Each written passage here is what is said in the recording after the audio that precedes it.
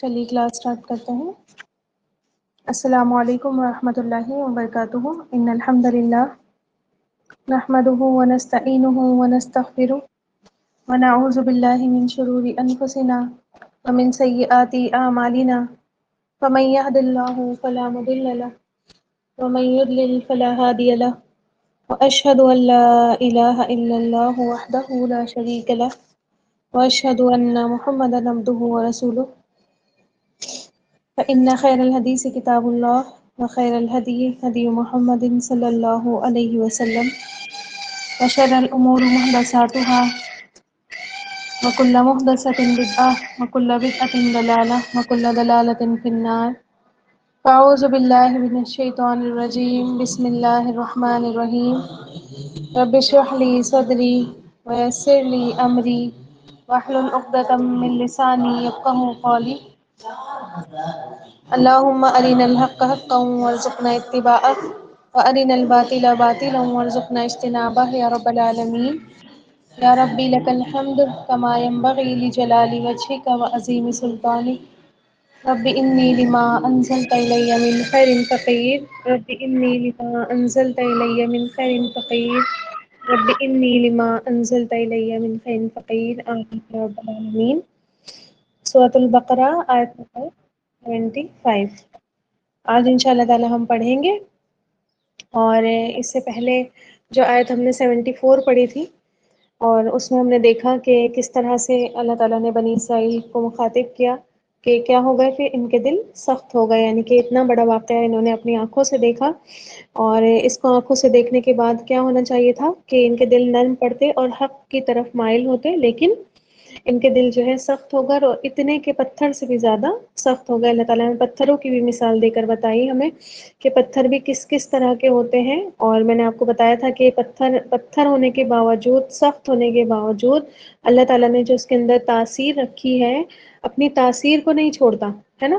اگر کسی پتھر کے اندر اللہ تعالیٰ نے تاثیر رکھی ہے کہ اس میں سے نہر نکل آتی ہے تو نکل آتی ہے، ٹھیک۔ اگر کسی پتھر کے اندر اللہ تعالیٰ نے تاثیر رکھی ہے کہ تھوڑا تھوڑا پانی نکل آتا ہے تو وہ نکل آتا ہے، اگر کسی پتھر کے اندر اللہ تعالیٰ نے تاثیر رکھی ہے کہ وہ گر جاتا ہے تو وہ گر جاتا ہے۔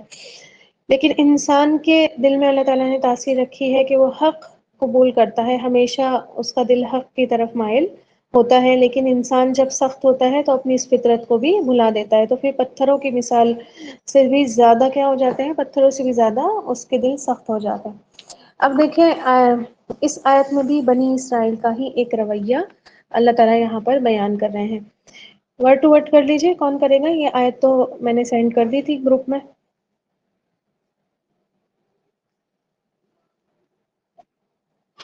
جی فریدہ آپ پڑھیے، ورڈ ٹو ورڈ آپ پڑھیے۔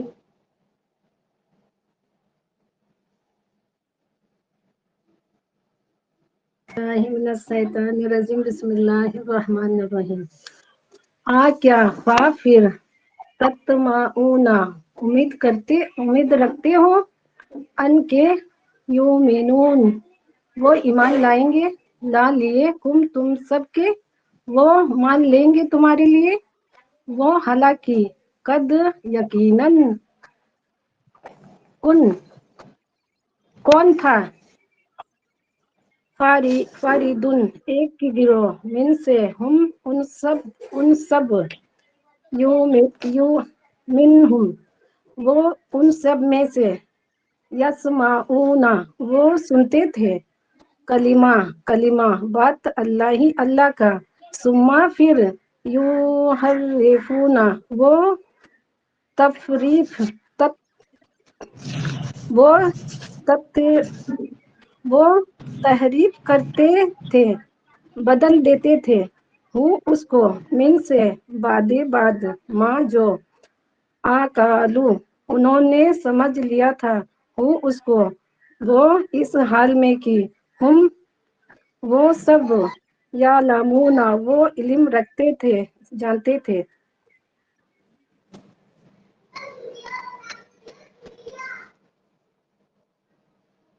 ماشاء اللہ، بارک اللہ فیک۔ تو دیکھ لیجئے اس آیت کو تھوڑا سا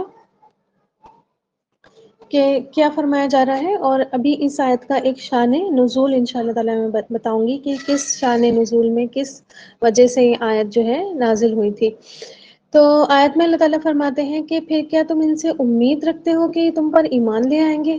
اور حالانکہ کیا ہو گیا تھا، ان میں سے ایک گروہ جو ہے اللہ کے کلام کو سنتا ہے، پھر اس میں تحریف کر دیتا ہے، پھر بدل کر دیتا ہے، اور بعد اس کے کہ اس نے اس کو سمجھ لیا تھا، اور وہم یعلمون، اور اس حال میں کہ وہ علم رکھتے ہیں، اس حال میں کہ وہ جانتے ہیں۔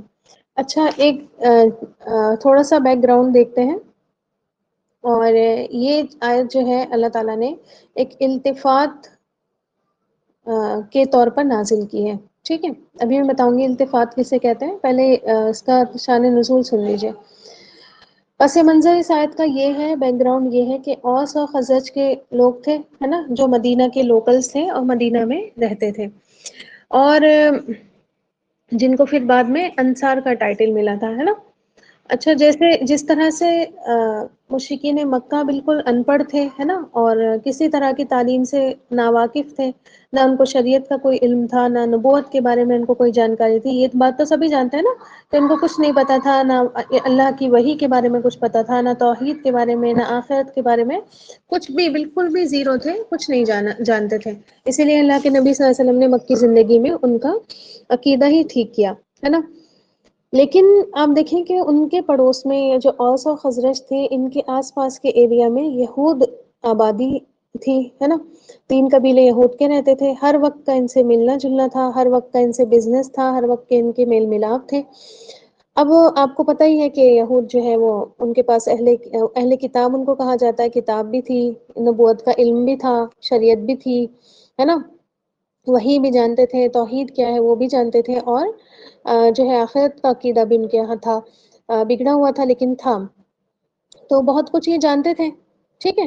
اور انہی سے اوس اور خزرج کے قبیلے جو ہے بہت ساری باتیں سن چکے تھے، اور آپ کو پتہ ہے نا کہ ابھی انشاءاللہ تعالیٰ آگے بھی یہ بات آئے گی کہ انہوں نے ہی ان کے منہ سے سنا تھا، اوس اور خزرج نے، کہ ایک نبی آئے گا، اور جب وہ آئے گا تو ہم تمہیں ان کے ساتھ مل کے لڑائی کریں گے اور تمہیں یہاں سے نکال دیں گے، ہے نا، اور ہم اس پر ایمان لائیں گے، اور سب قوموں پر وہ غلبہ حاصل کر لے گا اور ساری قوموں پر غالب ہو جائے گا، بڑی حکومت بنائیں گے ہم اپنی، ٹھیک ہے۔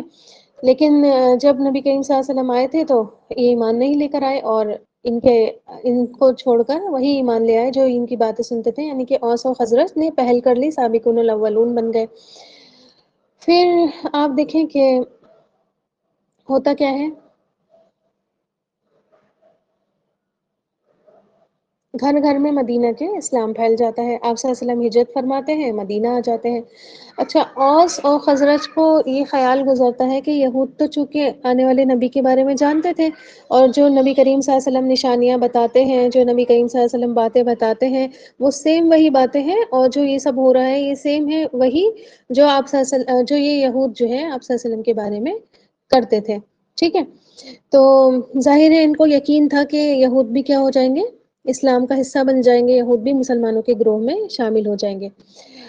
تو اسی خیال کو مد نظر رکھتے ہوئے مسلمانوں نے جو ہے اپنے ملنے والے یہودیوں کو، ظاہر ہے آپ دیکھیں نا کہ جن کے بارے میں آپ کو 100% شیور ہوتا ہے آپ کو کہ ایمان لے آئیں گے، تو کیا ہے، انسان سب سے پہلے اسی کو جا کر بات بتاتا ہے نا۔ تو انہوں نے پوری کوشش کی کہ اسلام، جو ملنے والے یہودی ہیں سب کو اسلام کی دعوت دیں، لیکن جب انہوں نے ان کا ایٹیٹیوڈ دیکھا اس دعوت پر، اسلام کی دعوت پر، تو یہ حیران ہو گئے، ٹھیک ہے۔ آئے دن کوئی نہ کوئی غلط فہمی یہ لوگ پیدا کرتے تھے، نبی کریم صلی اللہ علیہ وسلم کی ذات میں کوئی نہ کوئی شک نکالتے تھے، کوئی نہ کوئی شبہ نکالتے تھے، کوئی نہ کوئی شبہ چھوڑتے رہتے تھے، ٹھیک ہے۔ پھر ایک طرف تو ان کو، مسلمانوں کو اس طرح کی پریشانی، دوسری طرف جو ہے جو اسلام کے دشمن لوگ تھے، ہے نا، اور منافقین وغیرہ تھے، ان کی طرف سے یہ باتیں سننا پڑتی تھیں کہ دیکھو اگر یہ وہی نبی ہوتا جس کا یہود کہا کرتے تھے، ان کے بڑے بڑے علماء بتاتے تھے کہ ہم انتظار کر رہے ہیں، تو یہ یہود تو سب سے پہلے آگے بڑھتے۔ دیکھیں جب اعتراض اٹھتا ہے نا تو اسی طرح کے تو اعتراض اٹھتا ہے نا، ٹھیک ہے، کہ دیکھو یہ تو باتیں کرتے تھے آنے کی نبی کے، اگر یہ سچے نبی ہوتے، نعوذ باللہ من ذالک، تو جو ہے سب سے بڑے بڑے علماء یہ اسکالرس جو ہیں یہود کے سب سے پہلے ایمان لے آتے، ٹھیک ہے، اتنے پیچھے تو نہیں رہتے، لیکن آپ دیکھیں کہ جب یہ ایمان نہیں لا رہے ہیں اس کا مطلب دال میں ضرور کچھ کالا ہے، نعوذ باللہ یہ نبی جو ہے وہ نبی نہیں ہے جن کا یہود دعویٰ کرتے تھے۔ اچھا، نئے نئے مسلمانوں میں زیادہ پریشانی ان باتوں سے پیدا ہونے لگی تھی، ٹھیک ہے، تو آپ دیکھیں کہ اسی بیک گراؤنڈ کے کو مد نظر رکھتے ہوئے یہاں پر مسلمانوں کو خطاب کر کے اللہ تعالیٰ نے ان کو تسلی دی، ٹھیک ہے، کہ وہ بنی اسرائیل کی جو مخالفت ہے، بنی اسرائیل کی جو یہ باتیں ہیں، بنی اسرائیل کی جو یہ ایٹیٹیوڈ ہے، اس سے جو ہے کبھی بھی بددل نہیں ہو، ٹھیک ہے، اور اللہ تعالیٰ نے ان کی اصل حالت، ان کی جو اصل کنڈیشن، ان کے دلوں کی جو بات ہے وہ کھول کر یہاں پر اللہ تعالیٰ نے بیان کی کہ جس قوم کا رویہ خود اپنے ہی نبیوں کے ساتھ غلط رہا ہو، ہے نا، موسیٰ علیہ السلام کا ہم پڑھ کر آ چکے ہیں نا، تو لنک بنا لیں اس آیت کا، وہاں سے کنیکشن نکال لیں، کیونکہ دیکھیں کوئی بھی آیت میں نے کہا نا آپ سے کہ بیچ میں کود کر نہیں آتی ہے، لنک ہوتا ہے، تو اللہ تعالیٰ نے مسلمانوں کو یہ پہلے ایٹیٹیوڈ دکھایا ان کا کہ دیکھو تم اپنے نبی جس پر تم ایمان لاتے ہو اے مسلمانوں، اس نبی پر تم یہ چاہتے ہو کہ یہ بھی ایمان لے آئے، تو تم ذرا یہ تو چیک کر لو کہ یہ خود اپنے نبی کے ساتھ کیسے رہے ہیں، ہے نا، جس قوم کا رویہ اپنے ہی نبیوں کے ساتھ اس طرح کا ہو، جنہوں نے اللہ تعالیٰ کی کتاب کے ساتھ وہ سلوک کیا ہو، ہے نا، جیسے کہ ابھی دیکھیں نا آپ نے اللہ تعالیٰ کے احکام کے ساتھ کیا سلوک کر رہے تھے، سوال پر سوال، سوال پر سوال، تو جو اپنی ہی کتاب کے ساتھ ایسا سلوک کرے، جو اپنے ہی نبیوں کے ساتھ ایسا سلوک کرے، تو تم ان سے اسلام قبول کرنے کی امید کیسے رکھ سکتے ہو، کیسے تم توقع کر سکتے ہو کہ اسلام لے کر آئیں گے، ٹھیک ہے، آگے بات سمجھ میں، بیک گراؤنڈ آ گیا اس آیت کا سمجھ میں؟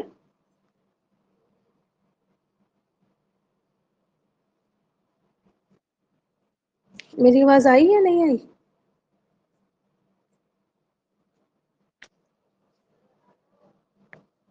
جی جی، مدینہ میں اوس اور خزرج کا قبیلہ تھا جو پھر ایمان لے کر آیا تھا، تو پھر اس کے بعد جب آپ صلی اللہ علیہ وسلم ہجرت کر کے گئے تھے تو انہی کو انصار کہا جاتا ہے، ٹھیک ہے، اوس اور قبیلہ خزرج کے لوگوں کو ہی انصار کہا جاتا ہے، تو سمجھ میں آ گئی؟ اللہ تعالیٰ ان کا رویہ بنی اسرائیل کا یہاں پر بیان کر رہے ہیں، بنی اسرائیل کی مذمت کر رہے ہیں اور مسلمانوں کو یہاں پر تسلی دے رہے ہیں۔ آج بھی آپ دیکھیں کہ ہم لوگ اس چیز کو لے کر بہت زیادہ پریشان رہتے ہیں کہ کیسے لوگ ہیں اللہ کو بھی مانتے ہیں، نبیوں کو بھی مانتے ہیں، اس کے باوجود یہ ایسا کرتے ہیں، تو یہ بہت بڑی تسلی کے طور پر اللہ تعالیٰ نے آیت نازل کی ہے، ٹھیک، تو یہ مانتے تھے کہ مسلمان سوچتے تھے کہ ابراہیم علیہ السلام سے یہ لوگ لنک رکھتے ہیں، تو مسلمانوں کو بہت زیادہ امید تھی کہ بہت جلد ایمان لے کر آئیں گے، لیکن اللہ تعالیٰ نے فرمایا کہ اے مسلمانوں تم اپنے دل سے یہ امید نکال دو، ٹھیک ہے، بالکل یہ امید نکال دو کہ یہ ایمان لے کر آئیں گے، ان کے دل پتھروں سے بھی زیادہ سخت ہو چکے ہیں، انہوں نے تو دین تک سے کھلواڑ کر دیا ہے، ان سے ایکسپیکٹیشن رکھیں تو تمہارے دل ہی ٹوٹ جائیں گے، ٹھیک ہے، ہوتا ہے نا کبھی کبھی انسان غلط بندے سے امیدیں لگا لیتا ہے، اور اگر آپ کو کوئی سمجھانے والا نہیں ہوتا ہے نا کہ جس سے امید لگائی ہے وہ غلط بندہ ہے نا، اس سے امید مت لگاؤ، تو انسان کا دل ضرور ٹوٹتا ہے، ٹھیک ہے، تو دیکھیں اللہ تعالیٰ مسلمانوں کو کتنے پیارے انداز سے سمجھاتے ہیں، ہے نا، کہ بھئی تم ان سے امیدیں مت رکھو، یہ امید لگانے کے قابل نہیں ہے، دیکھیں یہاں پہ یہ بات افتتمعون، تو میم اور عین اس کا روٹ ورڈ ہے، تو میم اور عین، تما کہتے ہیں امید کو، ٹھیک ہے، خواہش کو، ٹھیک، تو جن کے دل پتھر سے زیادہ سخت ہو گئے ہیں تو ان کو دین کیا، ایمان کیا، کچھ سمجھ میں نہیں آتا، ٹھیک ہے، اور ان کے سامنے اگر تم دین کی بات کرو گے تو ظاہر ہے یہ تمہارا دل ہی توڑیں گے، اس کے علاوہ کچھ نہیں کریں گے، تو تم ان کے ساتھ ان سے یہ والی امیدیں لگانا چھوڑ دو، اللہ تعالیٰ نے بالکل کلیئر کٹ بات یہاں پر اب بتا دی کہ یہ ایمان نہیں لے کر آئیں گے، ٹھیک ہے، تو آپ دیکھیں کہ یہاں پر ان یؤمنوا لکم، یہاں تک بات سمجھ میں آ گئی؟ افتطمعون ان یؤمنوا لکم، کیا تم ان سے یہ امید رکھتے ہو کہ یہ تمہاری باتوں پر ایمان لے کر آئیں گے، ٹھیک ہے، وقد کان فریق منہم یسمعون کلام اللہ، اور یقیناً ان میں سے ایک گروہ ہے جو اللہ کے کلام کو سنتا ہے۔ اچھا، کلام اللہ سے کیا مراد ہے؟ بتائیں جلدی سے کوئی، کلام اللہ سے یہاں پر کیا مراد ہے؟ اللہ کا کلام کیا مراد ہے؟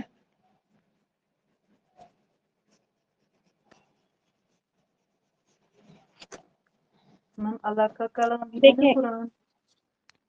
جی ابھی دیکھیں قرآن کو ہی اللہ کا کلام ہم کہتے ہیں، لیکن آپ دیکھیں کہ وہ لوگ قرآن تو نہیں سنتے تھے نا، ٹھیک ہے، ان کے پاس کیا چیز موجود تھی؟ اللہ کے کلام کے روپ میں تورات موجود تھی، ٹھیک ہے، ان کی اپنی کتاب موجود تھی، اور تورات چونکہ اتری کس شکل میں تھی؟ تختیوں کے پر لکھی ہوئی اتری تھی، ہے نا، ایک کتاب کی شکل میں اتری تھی، لیکن اللہ ہی کی بات ہے، اسی کا وہ کلام ہے، ٹھیک ہے۔ اچھا یہ تو میم اور عین جو میں نے آپ کو بتایا تھا ابھی جس کا روٹ ورڈ، تو اس کا اصل معنی لکھ لیجئے، طمع ایسی امید کو کہتے ہیں جو بہت پکی رغبت کے ساتھ کی جاتی ہو، ٹھیک ہے، یعنی کہ ایسی پکی امید کر لینا کسی سے کہ یہ تو ہماری بات بالکل بھی ریجیکٹ نہیں کریں گے، یہ تو مان ہی لیں گے، ٹھیک ہے، ایسی امید جیسے انسان اپنے بچوں سے کر لیتا ہے نا امید، ٹھیک ہے، کہ بس یہ تو ہماری امیدوں پہ بالکل کھرے اتریں گے، تو طمع ایسی امید کو کہتے ہیں جو بہت پکی رغبت کے ساتھ کی گئی ہو، ٹھیک ہے۔ اچھا ایک چیز میں آپ کو کئی بار بتا چکی ہوں، ایک بار اور سن لیجئے یہاں پر، دیکھیے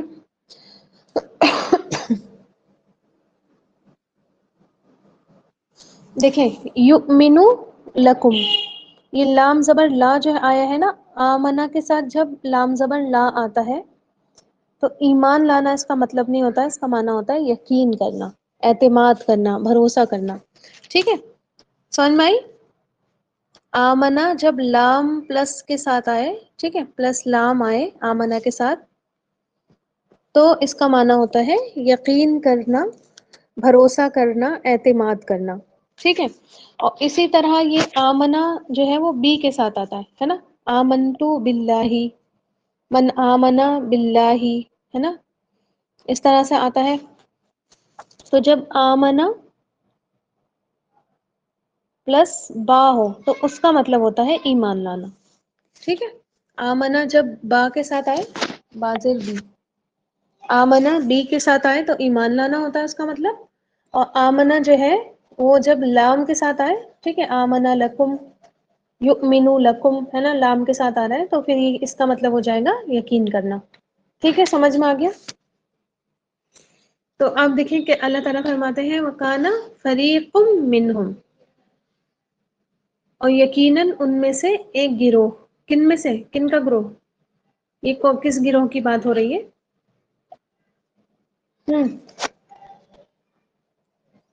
یہ کس گروہ کی بات ہو رہی ہے؟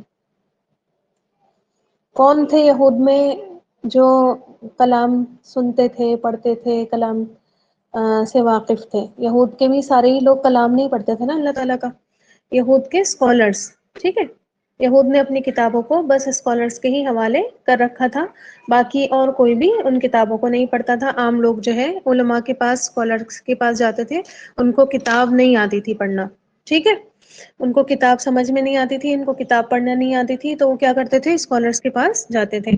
تو یہاں پر آپ دیکھیں کہ علماء کے گروہ کی بات ہو رہی ہے کہ ان کے جو علماء کا گروہ ہے وہ یقیناً کتاب کو، اللہ کے کلام کو سنتا ہے، ٹھیک ہے، یعنی کہ وہ لوگ ہیں، ان کے کارنامے تو وہ ہیں کہ اللہ کا کلام انہوں نے سنا، ٹھیک، تو آپ دیکھیں کہ کس بارے میں بات چل رہی ہے، کہاں پر انہوں نے سنا، تو اس سے جو ہے دو باتیں مراد لی جاتی ہیں، ٹھیک ہے، دو معنی ہوتے ہیں اور دونوں ہی اپنی جگہ پر صحیح ہے، ٹھیک ہے۔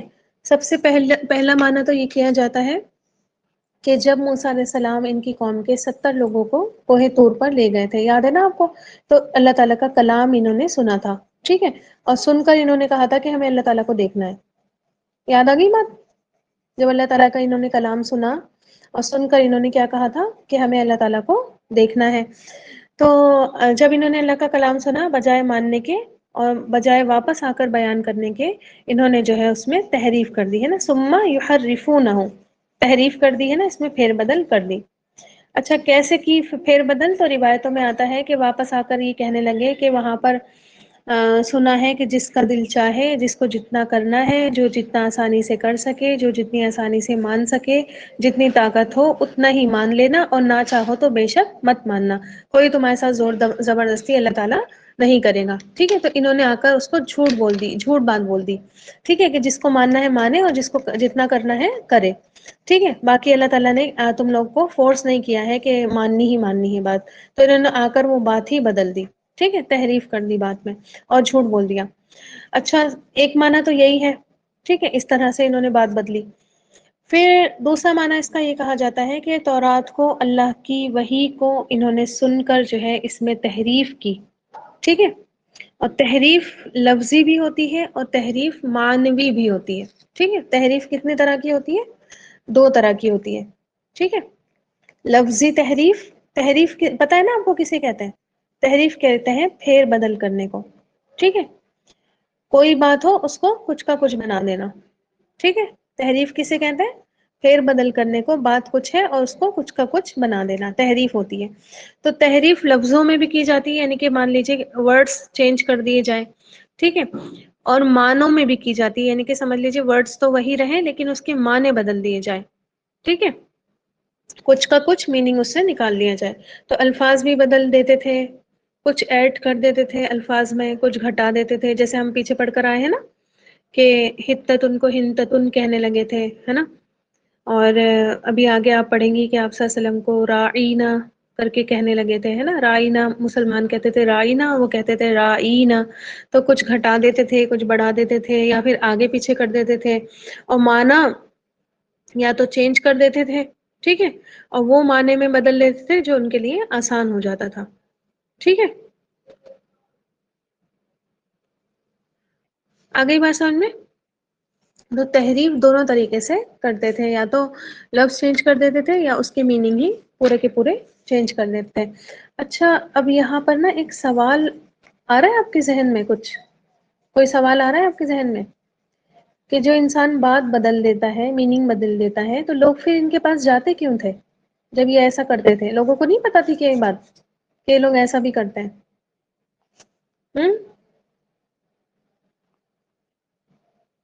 آئی یہ بات دماغ میں کہ جب یہ چینج ہی کر دیتے تھے، یہ یہود کا گروہ جو تھا جس فریق کی یہاں پر بات ہو رہی ہے، یہ کلام سن کر اس کو چینج کر دیتا تھا، تو کیا دوسرے لوگ کیوں ان کے پاس پھر سننے جاتے تھے؟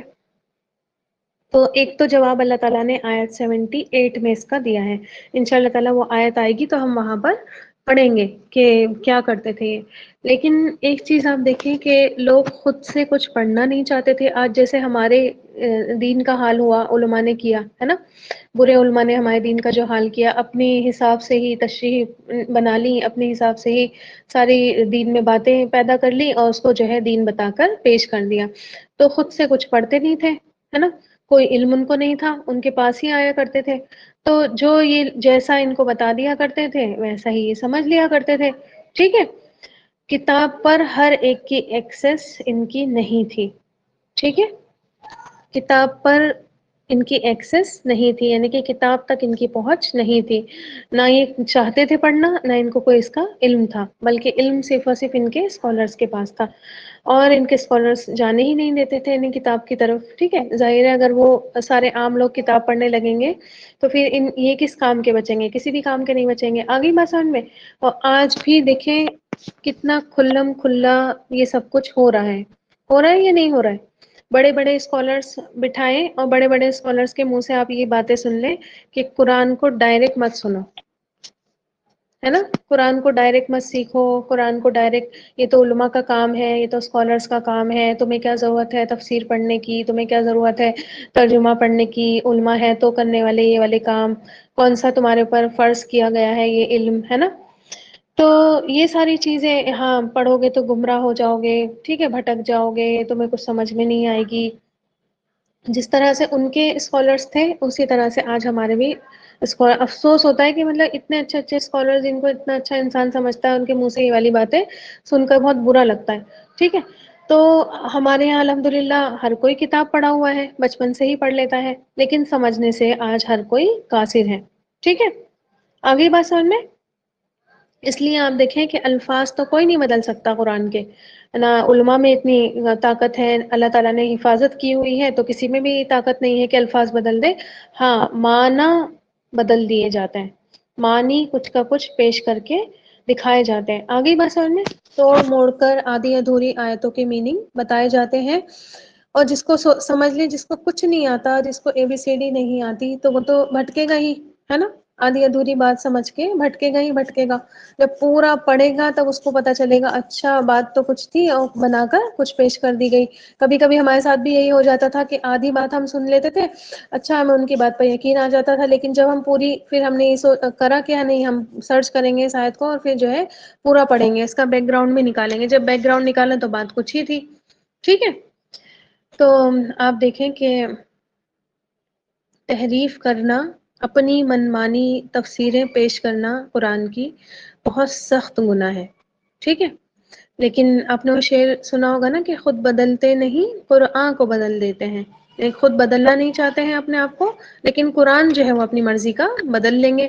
ٹھیک ہے، جیسی اپنی باتیں ہیں ویسے ہی کر لیں گے، اور ہر جگہ یہی ہو رہا ہے. ٹھیک ہے، جو جس کو پسند آ رہا ہے وہی اس نے آیتیں اٹھائی، آدھی ادھوری حدیث، آدھی ادھوری آیتیں، اور جو ہے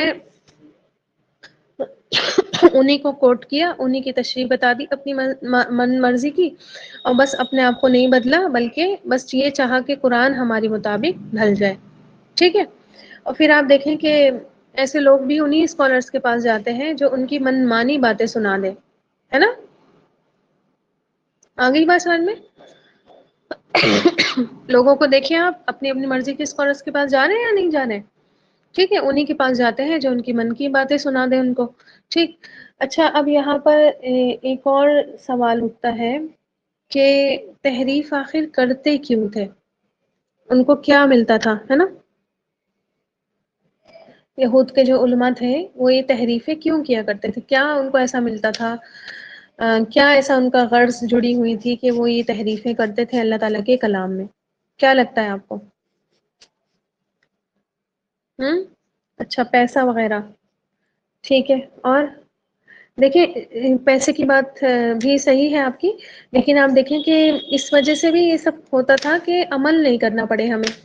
ٹھیک ہے، عمل نہیں کرنا پڑے. بھائی ہم سے نہیں ہوتا یہ کام، یہ تو بڑا مشکل ہے. ٹھیک ہے، اپنی سہولت کے حساب سے اپنی آسانی کے لیے آسانی کے طور پر اس کو کیا کریں، ڈھال دیا جائے.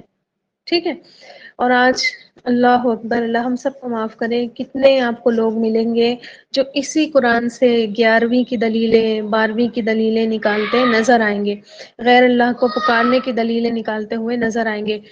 اور مطلب کچھ دنوں سے تو یہ فتنہ اتنا اٹھا ہوا ہے کہ حجاب نہیں کرنے کی دلیلیں نکالی جا رہی ہیں قرآن سے.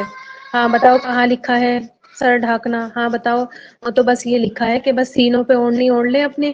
کہاں لکھا ہے چہرہ چھپانا؟ کہاں لکھا ہے کہ سر ڈھکنا؟ بتاؤ قرآن میں تو نہیں لکھا ہوا ہے کہیں پر بھی. سینوں پر اوڑھنی اوڑھنے کا وہ ہے، تو بس انہوں نے سینے پہ بڑا سا دوپٹہ ڈال لیا اور بس وہ نکل گئے باہر. ہے نا؟ کہ وہ سنت میں ہے وہ تو، اور حدیثیں اوتھینٹک ہے نہیں، نعوذ باللہ من ذالک، حدیثوں کا کوئی اعتبار نہیں ہے ان کا. تو وہ بس قرآن کی آیتوں کو لیتے ہیں اور دیکھ لیتے ہیں کہ بھائی اس میں تو کوئی دلیل ہے نہیں حجاب کرنے کی، تو ہم کیوں کریں حجاب. شرابیں پینے کی دلیلیں نکال رہے ہوتے ہیں. شرابیں، ارے یہ والی حرام تھوڑی ہے جو ہم پی رہے ہیں، وہ تو وہ والی حرام ہے جو اس وقت گھڑوں میں بنا کرتی تھی. ٹھیک ہے، وہ والی شراب کی حرمت آئی ہے شراب کی.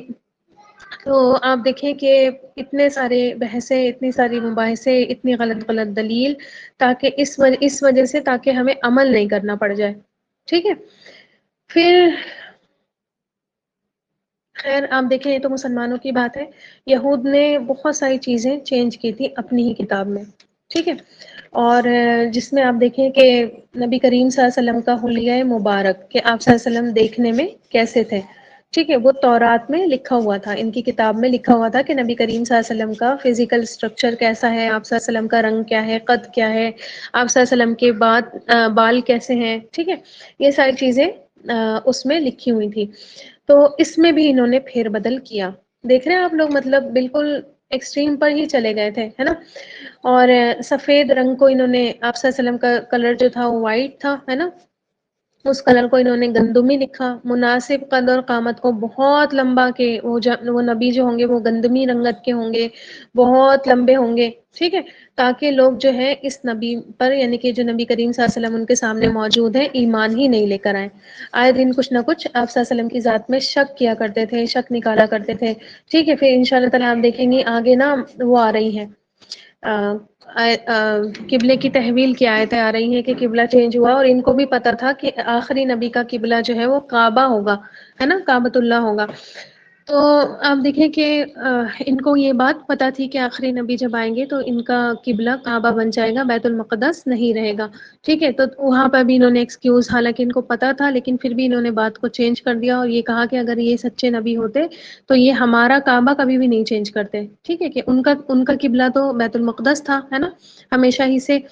لیکن نبی کریم صلی اللہ علیہ وسلم یعنی کہ مسلمان امت کا قبلہ جو ہے وہ کعبہ ہو گیا، تو انہوں نے اس پر بھی بہت سارے اعتراض کی کہ نہیں نہیں، ہماری کتاب میں تو یہ لکھا ہوا ہے کہ بیت المقدس ہی کعبہ رہے گا، قبلہ رہے گا، ٹھیک ہے. تو بہت ساری چیزیں انہوں نے اس طرح سے بھی چینج کی تاکہ کوئی بھی آپ صلی اللہ علیہ وسلم پر نہیں ایمان لے کر آئے.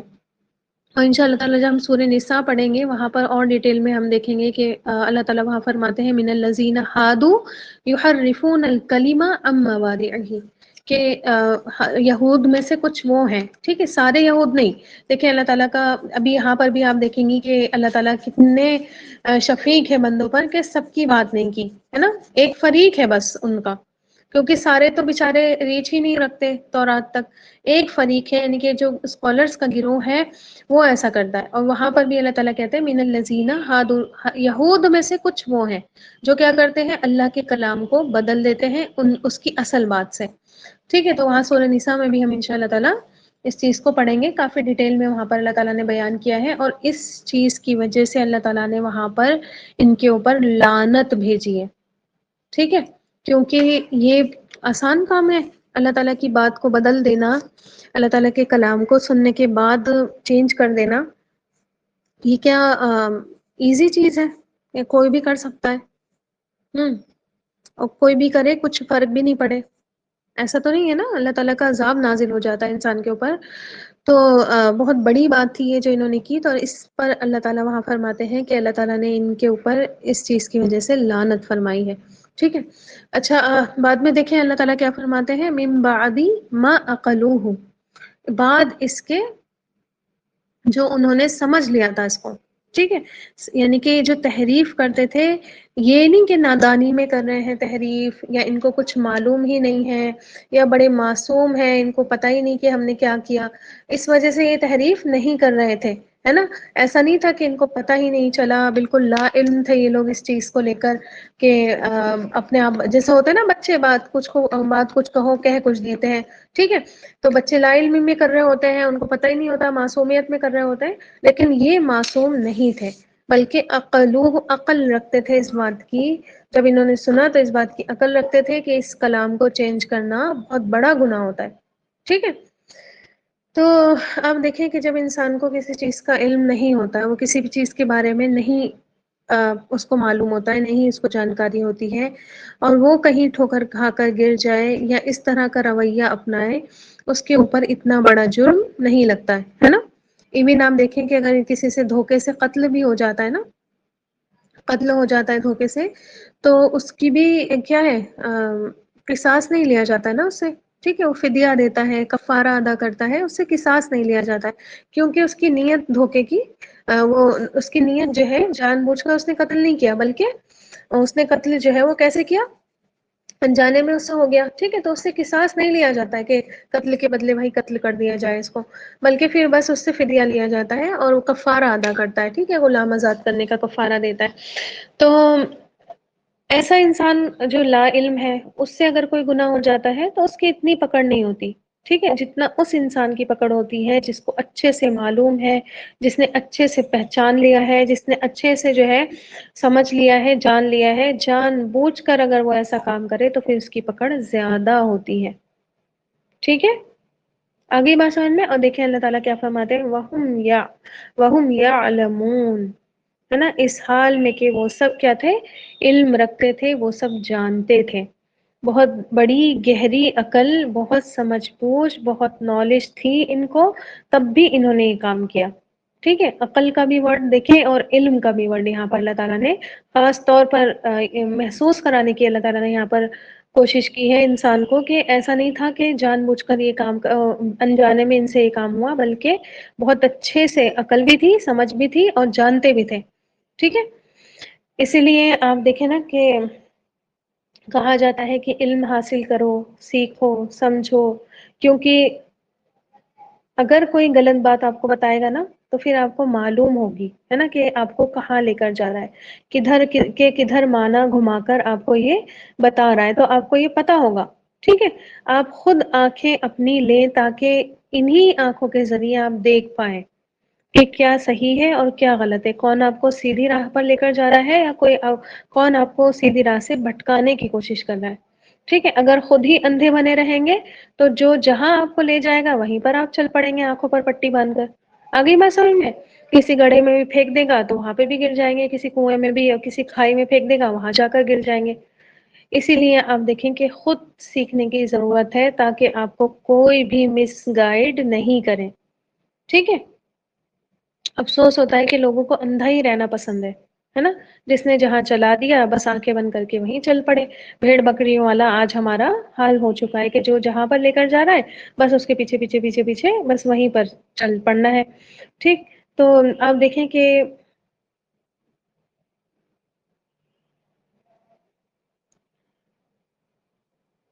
قبر میں جب 3 سوال پوچھے جائیں گے انسان سے، سبھی کو پتا ہے نا یہ بات تو کہ قبر میں جو ہے سوال جواب ہوں گے اور 3 سوال پوچھے جائیں گے.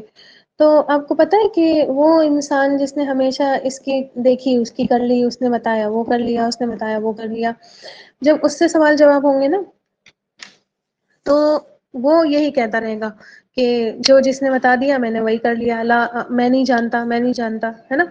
جو جس نے کہا میں نے وہی کر لیا، میں نے لوگوں کو یہی کرتے ہوئے دیکھا میں نے یہی کر لیا. ٹھیک ہے، تو اس کی نجات نہیں ہوگی پھر. آگئی بات سمجھ میں؟ اور جو سوالوں کے جواب صحیح صحیح دے دے گا اس کے بارے میں آتا ہے کہ وہ یہ کہے گا فرشتوں سے کہ میں نے اللہ تعالیٰ کی کتاب پڑھی تھی، اس کو سمجھا تھا اور اس پر عمل کیا تھا، اس کی تصدیق کی تھی. ٹھیک ہے، تبھی اس کے سوالوں کے سارے جواب صحیح صحیح ہو گئے. وہ یہ نہیں کہے گا کہ میں نے اس سے سنا تھا اس سے سنا تھا.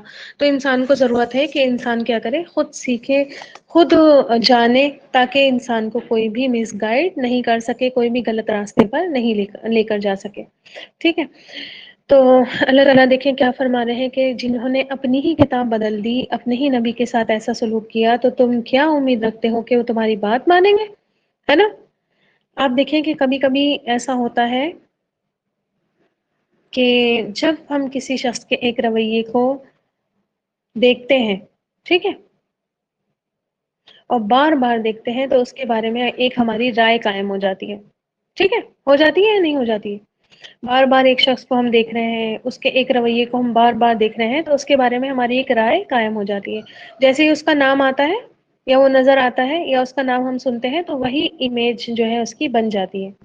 ٹھیک ہے، لیکن آپ دیکھیں کہ برا گمان ظاہر ہے، برا کسی کے بارے میں گمان کرنا گناہ ہوتا ہے، لیکن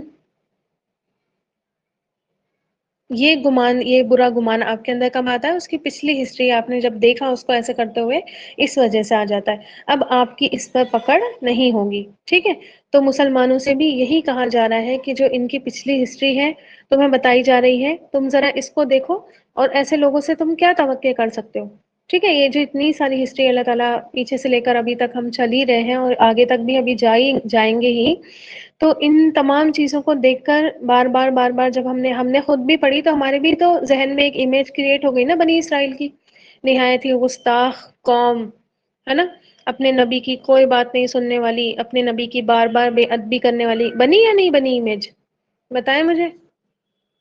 تو یہ بدگمانی آپ کے یہ آپ جو بدگمانی ان کے بارے میں آئی ہے، یہ اس وجہ سے تو نہیں آئی ہے کہ آپ نے خود سے ان کے بارے میں کچھ رائے قائم کری ہے، بلکہ یہ جو ہے ان کی ہسٹری دیکھ کے، ان کے رویے دیکھ کر، بار بار بار بار جب آپ نے ان کا طریقہ دیکھا اپنے نبی کے ساتھ، اللہ تعالیٰ کے کلام کے ساتھ، اللہ تعالیٰ کے حکموں کے ساتھ، تب آپ نے یہ رائے ان کے بارے میں قائم کی. ٹھیک ہے، کہ یہ لوگ برے ہیں، بے ادب ہیں، ہے نا، مانتے نہیں ہیں بات، اپنے نبی کی ہی بات نہیں مان رہے ہیں. ٹھیک ہے، اپنے نبی کے ساتھ ایسا سلوک ہے، اللہ کے احکام کو بدل رہے ہیں. اتنا بڑا معجزہ اللہ تعالیٰ کا دیکھا تب بھی ان کے دل نرم نہیں ہوئے، تب بھی اللہ تعالیٰ کی طرف نہیں آئے. ٹھیک ہے، تب بھی انہوں نے بات نہیں مانی. تو جب یہ رویہ ہم بار بار دیکھتے ہیں تو اللہ تعالیٰ اب یہاں پر فرما رہے ہیں کہ ان سے کیا امید رکھ سکتے ہو تم، جو اپنے نبیوں کے ساتھ ایسے ہیں، جو اپنی کتاب کے ساتھ پھیر بدل کرتے ہیں. تمہاری کتاب مان لیں گے؟ مطلب جو ایک دیکھے نا، یہ چیز کتنی بڑی فیکٹ ہے نا. آپ دیکھیں کہ جیسے کوئی بندہ برا ہوتا ہے، مان لیجیے کسی لڑکے کا رشتہ آ رہا ہے، ٹھیک ہے، اور اپنے ماں باپ کے ساتھ بڑا برا سلوک کرتا ہے، وہ اپنے ماں باپ کے ساتھ اچھا رویہ اس کا نہیں رہتا ہے، ٹھیک ہے۔ اب کوئی رشتہ آیا، انہوں نے انکوائری کی، تو لوگ کیا کہتے ہیں اس کے بارے میں؟ بھائی یہ تو اپنے ماں باپ کی نہیں سنتا، تمہاری بیٹی کو کیا خوش رکھے گا؟ بھائی یہ تو اپنے ماں باپ کو ہی خرچ پانی نہیں دیتا تمہاری بیٹی، حالانکہ بہت سارے لوگ بدل جاتے ہیں بعد میں، اپنی بیویوں کے ساتھ بڑے اچھے ہو جاتے ہیں، ٹھیک ہے۔ لیکن پھر بھی آپ دیکھیں جو رائے قائم کی جاتی ہے وہ یہی کی جاتی ہے، یار ان سے تو کوئی امید ہی مت رکھنا کہ تمہیں دے دیں گے، یہ تو اپنے اوپر خرچ نہیں کرتے، ٹھیک ہے، اتنے کنجوس ہیں۔ تو یہ ساری رائے انسان کہاں سے قائم کرتا ہے؟ ایک انسان کے رویے کو بار بار بار بار دیکھ کر قائم کرتا ہے، فیکٹ ہے یہ چیز، ٹھیک ہے۔ ایسا نہیں ہے کہ یہاں پر طنز کیا جا رہا ہے ان لوگوں کے اوپر کہ نہیں مان لائیں گے، اور ایک حتمی بات، ایک حتمی فیصلہ سنایا جا رہا ہے کہ نہیں مانیں گے بات، بلکہ ان کے رویے کو بار بار دکھا کر اللہ تعالیٰ نے مسلمانوں کو یہ بات کہی ہے کہ بس کوئی امید مت رکھو ان سے، ٹھیک ہے، کہ تمہارے ساتھ اچھے رہیں گے، کہ یہ تو اپنی چیزوں کے ساتھ اچھے نہیں ہیں، اپنے ہی نبیوں کے ساتھ، اپنی ہی کتابوں کے ساتھ ان کا یہ ایٹیٹیوڈ رہا ہے نا۔ اگلی بات سمجھ میں، آپ دیکھیں کہ ایک لڑکی صبح شام اپنے بچوں کو ڈھونڈ دیتی ہو پکڑ کے، اپنے بچے چھوڑ دے گا کوئی اس کو، اس کے پاس کبھی چھوڑنا پڑے تو بتائیں؟ یہی تو کہیں گے نا کہ بھائی یہ تو اپنے ہی بچوں کو اتنا مارتی ہیں، پتہ نہیں ہمارے بچوں کے ساتھ کیا سلوک کریں گی، ٹھیک ہے۔ یہ ہماری بہن ہے، اپنے بچوں کو بہت مارتی ہے، ٹھیک ہے۔ خیر میں چھوڑ تو دیتی ہوں ان کے پاس کبھی کبھی بچوں کو، لیکن جیسے بچے وہ کہتی ہے نا یہ نہیں مارا نہیں ہے، تو مجھے یقین نہیں آتا، میں ہنس دیتی ہوں اس کے سامنے، میں کہتی ہوں اپنے بچوں کو تو کوٹ دیتی ہے پکڑ کے، وہ میرے بچوں کو نہیں مارا ہوگا۔ تو آپ دیکھیں کہ ایک انسان کے رویے سے ہی انسان یہ جو ہے رائے قائم کرتا ہے کہ یہ جو ہے اس طرح امیدوں پہ کھرے نہیں اتریں گے، ان سے تو یہی امید کی جا سکتی ہے، ان سے تو بری ہی امید رکھی جا سکتی، اچھی امید تو ان سے کوئی بھی نہیں کی جا سکتی، ٹھیک ہے۔ آیت سمجھ میں آ گئی آپ لوگوں کو؟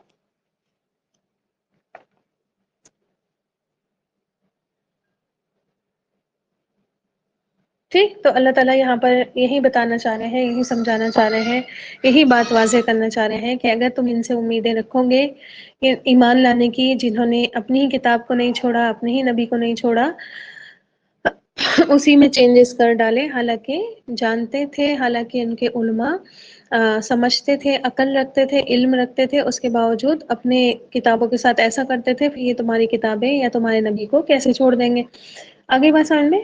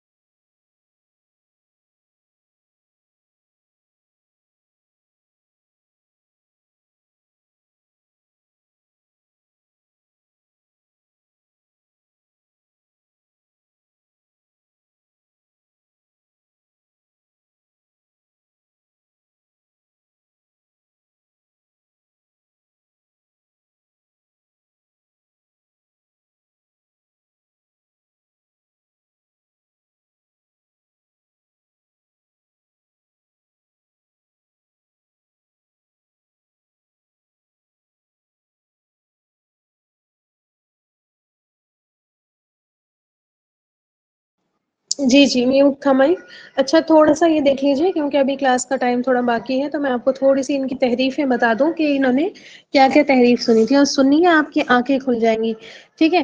تو جیسے کہ میں نے آپ کو بتایا کہ لفظ میں ہی تحریف کر دیتے تھے نا، لفظ گھٹا اور بڑھا دیتے تھے، تو اس کے بارے میں آپ کو بتاؤں، جیسے کہ ہمارے یہاں مقدس پہاڑیاں ہیں، جب ہم حج کرنے جاتے ہیں تو وہاں پر صفا اور مروہ کے چکر لگائے جاتے ہیں نا، حضرت حاجرہ علیہ السلام نے چکر لگائے تھے، تو ہم وہاں پر چکر لگاتے ہیں، تو اس کا نام ہے مروہ، اور قرآن میں بھی اس کا نام جو ہے مروہ ہی آیا ہے نا، ان الصفا والمروۃ من شعائر اللہ۔ تو ظاہر ہے وہاں پر اسماعیل علیہ السلام کی قربانی کے تعلق سے وہ ذکر ہے، ٹھیک ہے۔ اور بیت اللہ کے سامنے ایک پہاڑی ہے جہاں پر حاجی وغیرہ سعی کرتے ہیں، لیکن آپ دیکھیں کہ جو ذبیح اللہ ہے یعنی کہ حضرت اسماعیل علیہ السلام، یہ لوگ رکھتے ہیں ان سے دشمنی، ٹھیک ہے، ان سے بغض رکھتے ہیں، اور یہ کہتے ہیں کہ ذبیح اللہ جو ہے وہ اسماعیل نہیں بلکہ اسحاق ہے، ٹھیک ہے، یعنی کہ ان کے نبی ہیں۔ ظاہر ہے یعقوب علیہ السلام کس کے بیٹے تھے؟ اسحاق علیہ السلام کے، اور یعقوب علیہ السلام کی ہی نسل سے بنی اسرائیل چلے ہیں، ٹھیک ہے، اور اسماعیل علیہ السلام کی نسل سے نبی کریم صلی اللہ علیہ وسلم آ گئے ہیں، تو یہ ان سے بغض رکھا کرتے تھے، تو یہ کہتے تھے کہ ذبیح اللہ جو ہے وہ اسحاق ہے، ٹھیک ہے۔ اب اگر اسحاق علیہ السلام کو ذبیح اللہ مانا جائے تو پھر پہاڑی کہاں جانی چاہیے؟ اٹھ کر ملک شام جانی چاہیے، ہے نا؟ تو انہوں نے مروہ کی تلفظ چینج کیے اور مروہ کو بگاڑ کر انہوں نے مورا یا مریا کیا، ٹھیک ہے، اپنی کتابوں میں انہوں نے ذبیح اللہ دکھایا حضرت اسحاق علیہ السلام کو، مروہ کو چینج کیا اور مروہ کو بنایا انہوں نے مورا یا مریا، جو وہاں پر شام فلسطین میں ایک پہاڑی کا نام ہے۔ اچھا، پھر انہوں نے دیکھیں کہ پوری عبارت کا مفہوم ہی چینج کیا، ٹھیک ہے، جیسے کہ حضرت ابراہیم علیہ السلام کی ہجرت کے واقعے میں اس طرح انہوں نے تبدیلی کی کہ ان کا اللہ کے گھر سے یعنی کہ جو کعبہ ہے اور مکہ سے ان کا بالکل ہی تعلق کاٹ دیا، ٹھیک ہے۔ آپ کو پتہ ہے نا کہ جب حضرت ابراہیم علیہ السلام ہجرت کر کے نکلے، پھر ان کی شادی حضرت ہاجرہ سے ہوئی، پھر ایک بیٹا پیدا ہوا، پھر ان کو وہاں چھوڑنے آئے مکہ، ہے نا، اور وہاں چھوڑ کر چلے گئے، پھر کچھ دنوں کے بعد آئے تو وہ واقعہ ہوا جو حضرت اسماعیل علیہ السلام کی قربانی کا واقعہ تھا، پھر اس کے بعد وہ واقعہ ہوا کہ ان دونوں نے مل کر بیت اللہ کی تعمیر کی۔ انہوں نے پورا واقعہ ہی چینج کر دیا، ٹھیک ہے، اور یہ ثابت کرنے کی کوشش کی کہ کبھی ابراہیم علیہ السلام آئے ہی نہیں تھے یہاں پر، یعنی کہ مکہ میں کبھی ابراہیم علیہ السلام آئے ہی نہیں تھے، نہ ہی انہوں نے بیت اللہ بنایا ہے، ٹھیک ہے، استغفر اللہ ربی۔ پھر آپ دیکھیں کہ یہ تو ہوئی ان کی الفاظ کی، ٹھیک ہے، ایک جگہ انہوں نے الفاظ کو چینج کر دیا، الفاظ کی پھیر بدل کی، ایک جگہ انہوں نے الفاظ کو بالکل ختم کر دیا۔ پھر معنوی، جیسے میں نے بتایا تھا کہ معنی میں چینج کیا، ترجمے میں چینج کیا، تو اب دیکھیں کہ ایسا ہوتا ہے نا کہ ایک لفظ کے دو معنی ہوتے ہیں، ہے نا، کبھی کبھی ایک لفظ کے دو یا تین معنی ہو جاتے ہیں، تو بجائے اس کے کہ وہ معنی مراد لیتے جو اس وقت کبھی کبھی ایسا ہوتا ہے، دیکھیں ایک ورڈ میں جیسے ایک لائن ہے، اس میں ہم نے ایک ورڈ بولا، اس کا معنی اس لائن کے حساب سے کچھ تھا، ہے نا، اور اگلی لائن میں وہ ورڈ آ جائے تو اس کا معنی کچھ ہو جاتا ہے، ہوتا ہے یا نہیں ہوتا ہے، ٹھیک ہے۔ تو اب دیکھیں کہ وہی معنی تو مراد لیں گے نا جو اس لائن میں فٹ بیٹھتا ہو، ہے نا، کنیکٹ کر رہا ہو اس لائن کو، تو اس معنی کو لینے کی بجائے انہوں نے وہ معنی لیا جو ان کے اپنے عقیدوں کے حساب سے تھا۔ جیسے کہ میں ابھی آپ کو بتاتی ہوں، عبرانی ان کی زبان تھی، ٹھیک ہے، عبرانی، اور عبرانی میں ابن بیٹے کو بھی کہا جاتا ہے اور بندے اور غلام کے لیے بھی بولا جاتا ہے، جیسے ہمارے یہاں ابن کسے کہتے ہیں؟ بیٹے کو کہتے ہیں، تو ان کے یہاں بیٹے کو بھی کہتے ہیں اور غلام اور بندے کے لیے بھی بولا جاتا ہے۔ تو عیسیٰ علیہ السلام کے لیے وہاں پر ابن کا جو ہے وہ لفظ استعمال ہوا عبرانی زبان میں۔ اب سمجھ لیجئے کہ یہ جو بیٹے کی بات آئی ہے یہ وہیں سے آئی ہے، ابن کا ورڈ استعمال ہوا، ابن کا مطلب ان کو لینا چاہیے تھا بندہ اور غلام، ٹھیک ہے، بندہ اور غلام لینا چاہیے تھا، بلکہ پھر انہوں نے ابن کا ورڈ بدلا اور بدل کے انہوں نے اس کا میننگ بدلا، میننگ بدلا اور میننگ بدل کے انہوں نے ابن کو کر دیا بیٹا، ٹھیک ہے، استغفر اللہ ربی۔ پھر انہوں نے عیسیٰ ابن اللہ کو کر دیا عیسیٰ نعوذ باللہ من ذالک اللہ کے بیٹے، ٹھیک ہے، تو انہوں نے ترجمہ ہی بدل دیا، اسی پر اصرار کرتے رہے، اسی پر ضد پکڑ کر بیٹھے اور دوسرے معنی سے بالکل انکار کر دیا، ٹھیک ہے، آگے بات سمجھ میں۔ پھر اسی طرح ابن کا معنی باپ بھی ہوتا ہے اور مربی اور رب بھی ہوتا ہے، ٹھیک ہے، آگے بات سمجھ میں، ابن والد کو بھی کہتے ہیں اور مربی اور رب کو بھی کہتے ہیں، تو انہوں نے ہر جگہ ابن کا ترجمہ باپ ہی سے کیا، ٹھیک ہے، کبھی بھی رب سے نہیں کیا، اس طرح عقیدے بگاڑے، ٹھیک ہے۔ پھر جیسے کہ میں نے آپ کو بتایا کہ بہت ساری چیزیں آپ صلی اللہ علیہ وسلم کے نام پر، آپ صلی اللہ علیہ وسلم کی صفات پر دلیلیں دیتی تھی، انہوں نے پوری کوشش کی کہ جو آیتیں آپ صلی اللہ علیہ وسلم کے وجود پر دلیلیں کرتی ہیں ان کو بالکل نکال دیا جائے، ٹھیک ہے، اپنی کتابوں میں سے بالکل خارج کر دیا جائے، بالکل جو ہے چینج کر دیا جائے، ٹھیک ہے، تو پوری دیدہ دلیری کے ساتھ انہوں نے یہ تحریف کی، جانتے بوجھتے عقل رکھتے سمجھتے انہوں نے پھیر بدل کیے۔ آگے بات سمجھ میں. اور آپ صلی اللہ علیہ وسلم کے دور میں تو ان کا یہ مرض اپنے عروج پر پہنچ گیا تھا. ٹھیک ہے، بالکل ٹاپ پر یہ اپنے اس بیماری میں پہنچے ہوئے تھے.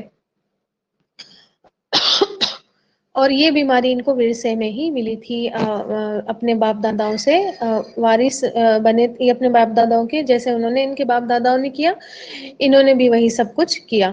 ٹھیک ہے. اور جیسے کہ ہمیں کئی جگہ پر ملتا ہے، جیسے ایک نبی آئے ہیں ان کے یہاں یرمیہ، اور ان کی اپنی کتابوں میں لکھا ہے کہ اپنی قوم کو مخاطب کرتے ہوئے کہتے ہیں کہ تم نے زندہ خدا ہمارے اللہ کی باتوں کو بگاڑ ڈالا ہے. ٹھیک ہے، تو ان کے اپنے نبی بھی ان کو ٹوکا کرتے تھے کہ کتابوں میں یہ کام مت کرو. آگے بات سمجھ میں. تو مسلمانوں کو یہ تاکید کی جا رہی ہے، تسلی دی جا رہی ہے کہ جس قوم کے مذہبی علماء کا حال یہ ہو کہ اللہ کی کتاب کو بھی بگاڑنے میں وہ پیچھے نہ رہے، ان کے بارے میں تم کیسے امید کر سکتے ہو کہ وہ کبھی آپ صلی اللہ علیہ وسلم کے ہاتھ پر ایمان لے آئیں گے؟ ہرگز بھی وہ ایمان لے کر نہیں آئیں گے. آگے انشاءاللہ دیکھیے گا کہ اللہ تعالیٰ فرماتے ہیں قلیلا ما یؤمنون، بہت تھوڑے نہ کے برابر جو ایمان لے کر آئے ہیں. آگے بات سمجھ میں. ٹھیک ہے، تو ان کی تحریفیں بھی سمجھ میں آ گئی ہوں گی کہ کس طرح سے یہ تحریف کرتے تھے، پھر بات کو بالکل چھپا دیتے تھے، ہے نا. جیسے کہ زنا کے بارے میں ان کی کتاب میں لکھا ہوا تھا کہ جو زنا کی سزا قرآن بتاتا ہے وہی زنا کی سزا ان کے کتاب میں بھی ہے. تو آپ صلی اللہ علیہ وسلم نے جب پوچھا تو انہوں نے اس جگہ پر ہاتھ رکھ دیا تھا، ہاتھ رکھ کے چھپا دیا تھا. ٹھیک ہے. تو پھر جب پتہ چلا تو پھر یہ پتہ چلا کہ بھائی یہ صحیح بات تھی، قرآن میں بھی وہی بات ہے جو تورات میں لکھی ہوئی ہے، لیکن انہوں نے اس بات کو بھی چھپا دیا. تو پورا پورا حذف بھی کر دیتے تھے، پورا غائب بھی کر دیتے تھے. پھر اس طرح سے کیا کرتے تھے تاکہ اب دیکھیں. اور آپ صلی اللہ علیہ وسلم کے ساتھ تو خاص طور پر ان کا یہ رویہ ہو چکا تھا کہ جو نبی کریم صلی اللہ علیہ وسلم کی نشانی ان کو پتہ تھی، ان تمام نشانیوں کو انہوں نے ایک ایک کر کے چھپانا شروع کر دیا. اور آپ کو یاد ہوگا حضرت صفیہ رضی اللہ تعالیٰ عنہ جو تھی آپ صلی اللہ علیہ وسلم کی وائف، ہے نا، اور ان کے جو والد تھے، ان کے چچا تھے، انہوں نے خود اپنے کانوں سے یہ بات سنی تھی کہ وہ مل کر گئے آپ صلی اللہ علیہ وسلم سے اور آپس میں ایک دوسرے سے پوچھنے لگے کہ تم نے اس کو کیسے پایا؟ تو انہوں نے کہا ویسے ہی پایا جیسے ہماری کتاب میں لکھا ہوا ہے نا. پھر ان کے باپ کہنے لگے کہ اللہ کی قسم مرتے دم تک اس پر ایمان نہیں لاؤں گا. ٹھیک ہے. تو سب کچھ ماننے کے بعد اب دیکھیں نا کہ ایک انسان کو ہر چیز کی عقل ہے، ہر چیز کی سمجھ ہے، ٹھیک ہے، دین و شریعت جانتا ہے، اس کے باوجود جب وہ نہیں مانتا ہے تو اسی کو طاغی کہتے ہیں، سرکش کہتے ہیں. ٹھیک ہے. اور سرکش یعنی کہ اس نے اپنا سر کھینچ لیا، مان کر نہیں دیا، ہے نا. اور اس کا الٹا ہے سرخم، ہے نا، سر جھکا لیا. اور سرکشی کی یعنی کہ آگے حق آیا لیکن اس کے سامنے اڑا رہا. ٹھیک ہے، مان کر نہیں دیا. تو اچھے سے پہچانتے تھے، اچھے سے مانتے تھے، لیکن پھر انہوں نے ان دلیلوں کو ایک ایک کر کے چھپایا اور چھپا کے بالکل غائب کر دیا کہ ہم مانیں گے ہی نہیں. تو ایک چیز اور ہمیں یہاں سے پتہ چلتی ہے کہ جب دیکھیں ایک تو اللہ کا کلام سبھی کے لیے ہوتا ہے. ٹھیک ہے. ایسا نہیں ہے کہ ایک پرٹیکولر گروہ کے لیے ہوتا ہے اور صرف وہی پڑھے وہی سمجھے. باریکیاں بے شک ان کے لیے ہوتی ہیں لیکن ایک بار ایٹ لیسٹ زندگی میں انسان کو گو تھرو رہنا چاہیے قرآن کے ساتھ. ٹھیک ہے. کبھی بھی اپنا کنیکشن نہیں کاٹنا چاہیے. ابھی تو ہم الحمدللہ سیکھ ہی رہے ہیں. جب آپ سیکھ لیں گی، تھوڑا سمجھنے لگیں گی تو آپ دیکھیں گے کہ بہت سارے مسئلے مسائل بھی قرآن بیان کرتا ہے. ابھی تو خیر ایک تمہید بانی جا رہی ہے نا کہ بنی اسرائیل کا رویہ دکھایا جا رہا ہے کہ بنی اسرائیل ایسے.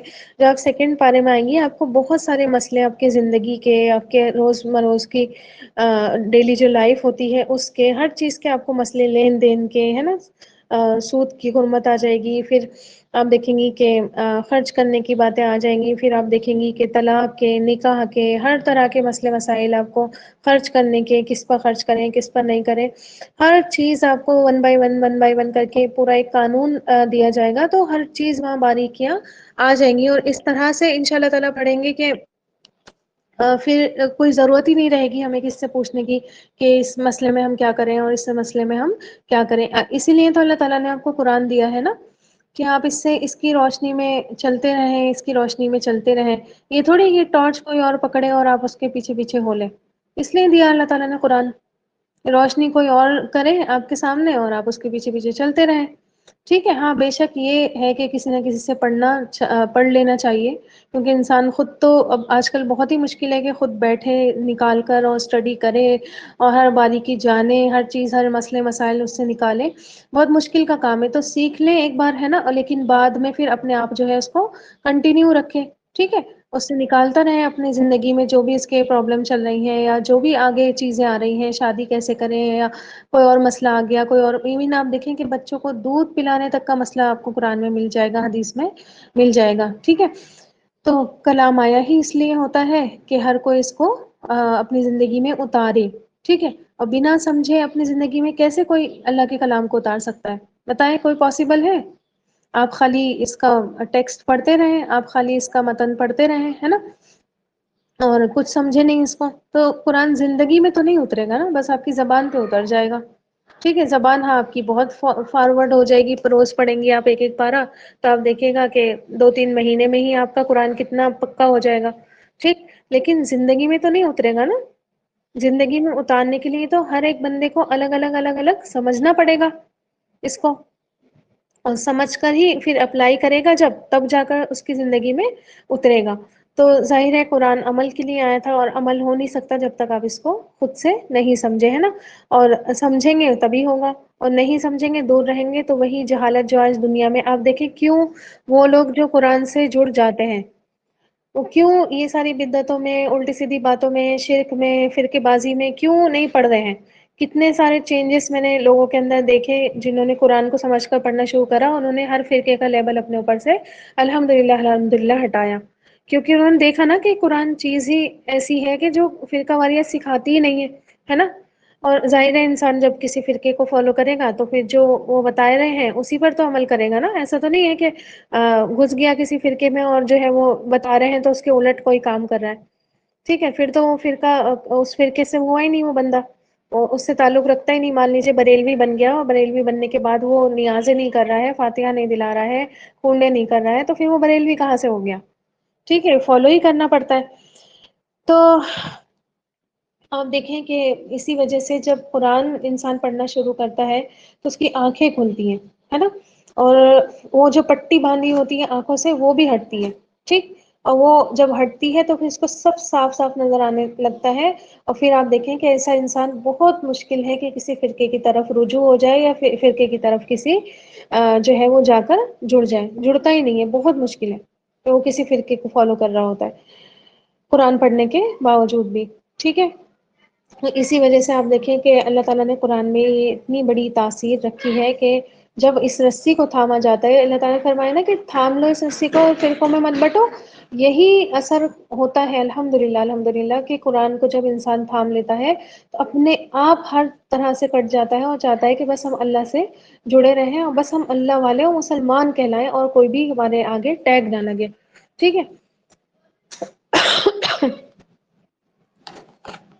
تو اللہ تعالیٰ سے دعا کرتے ہیں کہ اللہ تعالیٰ سن کر ہمیں عمل کرنے کی توفیق عطا فرمائے، اللہ تعالیٰ کبھی بھی ہم سے ایسا کام نہ لے کہ ہم ان لوگوں میں شامل ہوں جو تحریف اور پھیر بدل کرنے والے لوگ ہوتے ہیں، جو اپنے مطابق جو ہے ہر بات کو ڈھالنے والے ہوتے ہیں، اللہ نہ کرے کبھی ہم سے ایسا کام ہو، آمین یا رب العالمین۔ سبحان ربک رب العزۃ عما یصفون وسلام علی المرسلین والحمد للہ رب العالمین۔